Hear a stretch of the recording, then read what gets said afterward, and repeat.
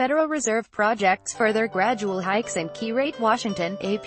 The Federal Reserve said Friday it expects low unemployment and rising inflation will keep it on track to raise interest rates at a gradual pace over the next 2 years. By late 2019, the Fed says its key policy rate should be at a level that will be slightly restrictive for growth. The Fed's projection on rate hikes came with release of the central bank's semi-annual monetary report to Congress. Fed Chairman Jerome Powell is scheduled to testify on the report for 2 days next week. Ad choice advertising and red invented by Teads. The Fed last month raised its policy rate for a second time this year and projected 2 more hikes in 2018. The monetary report says the expectation is that further hikes will leave the rate slightly above its neutral level by late next year. Advertisement. The Fed's current projection for the neutral rate, the point where monetary policy is not stimulating growth or restraining it, is 2.9%. With the June rate hike, the current range for the policy rate, known as the federal funds rate, is 1.75% to 2%. The policy report says that officials' median outlook for the future course of interest rates would put the policy rate somewhat above the neutral rate by the end of 2019 and through 2020. The report noted that the median projection for the funds rate has it rising to 2.4% by the end of this year, which would indicate 2 more rate hikes are upcoming in 2018, and then climbing to 3.1% by the end of 2019 and 3.4% by the end of 2020.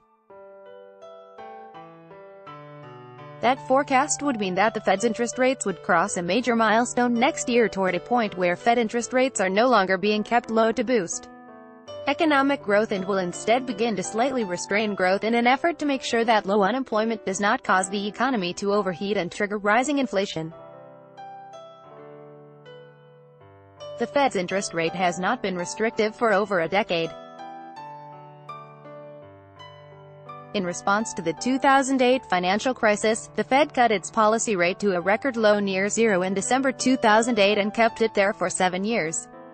It boosted rates by a modest quarter point in both 2015 and 2016 and then raised rates by 3 times last year as the economic recovery finally began to gain momentum.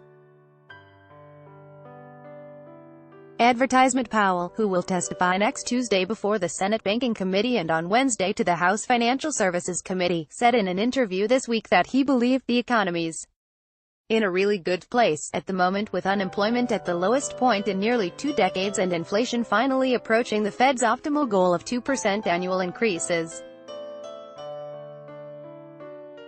In the monetary policy report, the Fed said that it expects a gradual approach to increasing the target range for the federal funds rate will be consistent with a sustained expansion of economic activity, strong labor market conditions and inflation near the committee's symmetric 2% objective over the medium term. The monetary report noted that worries about rising trade tensions had caused a period of turbulence in financial markets earlier this year. In his interview with the radio program Marketplace on Thursday, Powell said that Fed officials have been hearing a rising level of concern from business executives following the tough talk from the Trump administration, which has imposed penalty tariffs on a number of countries in an effort to open markets for U.S. goods. The effort has provoked retaliation, and now the world's 2 biggest economies, the United States and China, are in a full-blown trade war. In the interview, Powell said he was very pleased with the results of the Fed's gradual pace of rate hikes. "We're returning rates to a more normal level," Powell said. "If we leave rates too low for too long, then we can have too high inflation or we can have asset bubbles or housing bubbles. If we move too quickly, then we can unintentionally put the economy into a recession." Advertisement. Powell was tapped by President Donald Trump to succeed Janet Yellen in February as Fed chairman after Trump decided not to offer Yellen a second term. Trump during the campaign was highly critical of the Federal Reserve, accusing officials of keeping rates at ultra-low levels to favor Democrats. While Trump has not attacked the Fed since becoming president, Larry Kudlow, his chief economic advisor, said in a recent interview that he hopes the Fed would raise interest rates very slowly, comments that were seen as breaking more than 2 decades of precedent where the White House has refrained from commenting on Fed policies.